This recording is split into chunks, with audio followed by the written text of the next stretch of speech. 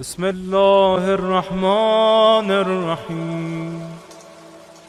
السلام علیک یا امین الله فی ارضه و حجته علی عباده. السلام علیک یا امیر المؤمنین.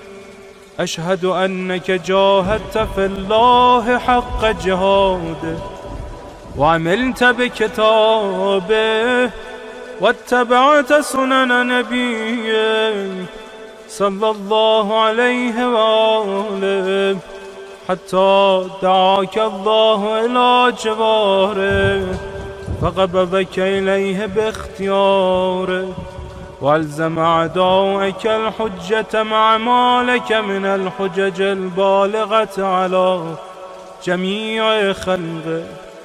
اللهم فاجعل نفسي مطمئنة بقدرك راضية بقضائك مولعة بذكرك ودعائك محبة لصفة أوليائك محبوبة في أرضك وسمائك صابرة على نزول بلائك شاكرة لفضائل نعمائك ذاكرة لثواب غالائك مشتاقة إلى فرحة لقائك متزودة التقوى ليوم جزائك مستنة بسنن أوليائك مفارقة لأخلاق أعدائك مشغولة عن الدنيا بحمدك وثنائك.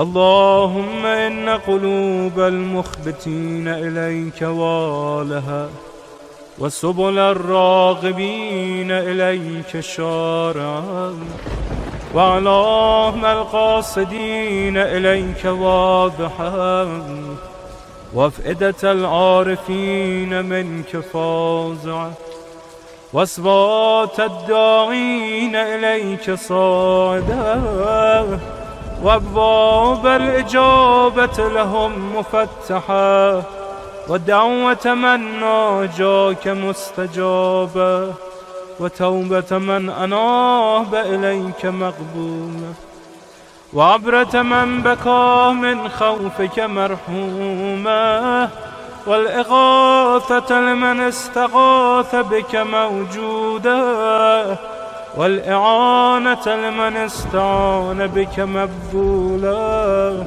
وعداتك لعبادك منجزة وزلل من استقالك مغالة وأعمال العاملين لديك محفوظة وارزاقك إلى الخلائق من لدنك نازلة وعوائد المزيد إليهم واصلة وذنوب المستغفرين مغفورة وحوائج خلقك عندك مغفية وجوائز السائلين عندك موفرة وعوائد المزيد متواترة وموائد المستطعمين معدة ومناهل الظماء مترعة.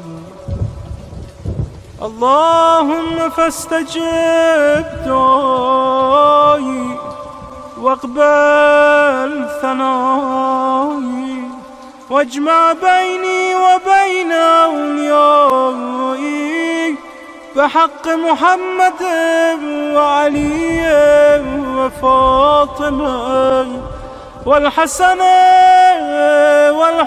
والحسين إنك ولي نعمائي ومنتهى مناي وغاية رجائي في منقلبي ومثواي.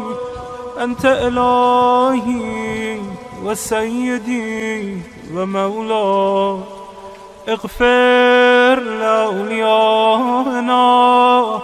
وكف عنا أعداءنا واشغلهم عن أذانا وأظهر كلمة الحق واجعلها العليا وأدحض كلمة الباطل واجعلها السفلى